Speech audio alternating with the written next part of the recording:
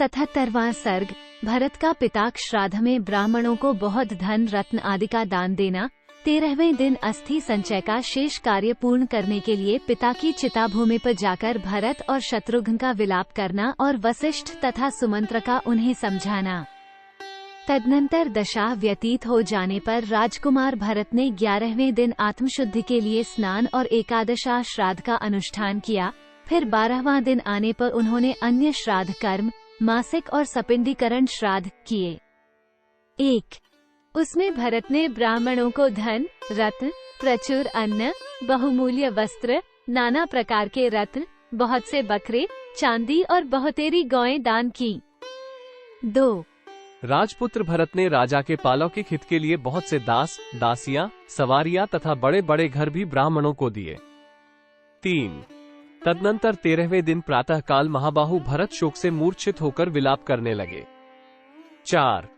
उस समय रोने से उनका गला भर आया था। वे पिताक चितास्थान पर अस्थि संचय के लिए आए और अत्यंत दुखी होकर इस प्रकार कहने लगे। तात, आपने मुझे जिन ज्येष्ठ भ्राता श्री रघुनाथ जी के हाथ में सौंपा था, उनके वन में चले जाने पर आपने मुझे सूने में ही छोड़ दिया। इस समय मेरा कोई सहारा नहीं।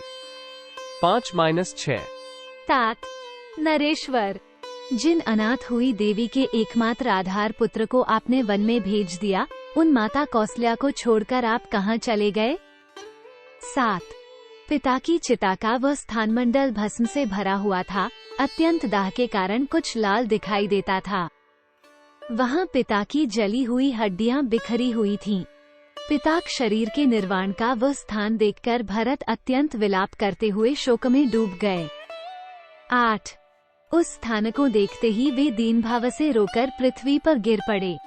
जैसे इंद्र का यंत्रबद्ध ऊंचा ध्वज ऊपर को उठाए जाते समय खिसक कर गिर पड़ा हो। 9.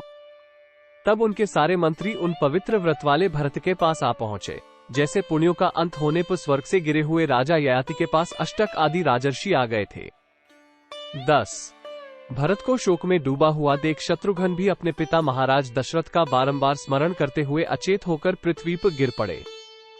11. वे समय समय पर अनुभव में आए हुए पिताक लालन पालन संबंधी उन गुणों का स्मरण करके अत्यंत दुखी हो सुध बुद्ध खोकर उन्मत्त के समान विलाप करने लगे।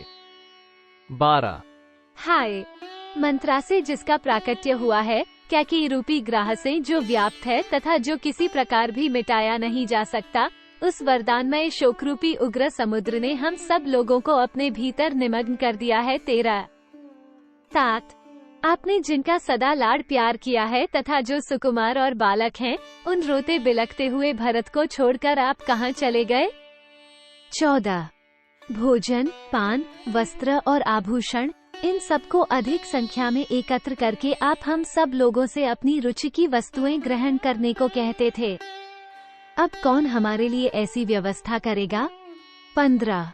आप जैसे धर्मज्ञ महात्मा राजा से रहित होने पर पृथ्वी को फट जाना चाहिए। इस फटने के अवसर पर भी जो ये फट नहीं रही है, यह आश्चर्य की बात है। 16. पिता स्वर्गवासी हो गए और श्रीराम वन में चले गए। अब मुझ में जीवित रहने की क्या शक्ति है? अब तो मैं अग्नि में ही प्रवेश करूंगा। 17. बड़े भाई और पिता से हीन होकर इक्ष्वाकुवंशी नरेशों द्वारा पालित इस सूनी अयोध्या में मैं प्रवेश नहीं करूंगा, तपोवन को ही चला जाऊंगा। 18. उन दोनों का विलाप सुनकर और उस संकट को देखकर समस्त अनुचर वर्ग के लोग पुनः अत्यंत शोक से व्याकुल हो उठे। 19. उस समय भरत और शत्रुघ्न दोनों भाई विषादग्रस्त और थकित होकर टूटे सींगों वाले 2 बैलों के समान पृथ्वी पर लौट रहे थे। 20.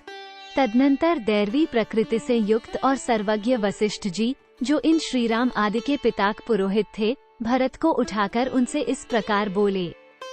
21. प्रभु, तुम्हारे पिताक दाह संस्कार हुए ये 13वां दिन है।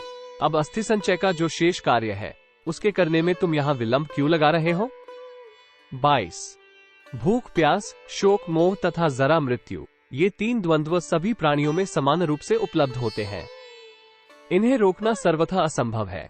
ऐसी स्थिति में तुम्हें इस तरह शोकाकुल नहीं होना चाहिए। 23. तत्वज्ञ सुमंत्र ने भी शत्रुघ्न को उठाकर उनके चित्त को शांत किया तथा समस्त प्राणियों के जन्म और मरण की अनिवार्यता का उपदेश सुनाया। 24. उस समय उठे हुए वे दोनों यशस्वी नरश्रेष्ठ वर्षा और धूप से मलिन हुए दो अलग अलग इंद्रध्वजों के समान प्रकाशित हो रहे थे। 25 वे आंसू पोंछते हुए दीनतापूर्ण वाणी में बोलते थे। उन दोनों की आंखें लाल हो गई थीं तथा मंत्री लोग उन दोनों राजकुमारों को दूसरी क्रियाएं शीघ्र करने के लिए प्रेरित कर रहे थे। 26 इत्यार्षे श्रीमद् रामायणे वाल्मीकि आदिकाव्ये अयोध्या कांडे सप्तसप्ततितमः सर्गः। इस प्रकार श्री वाल्मीकि निर्मित आश्रामायण आदिकाव्य के अयोध्या कांड में 77वां सर्ग पूरा हुआ। 77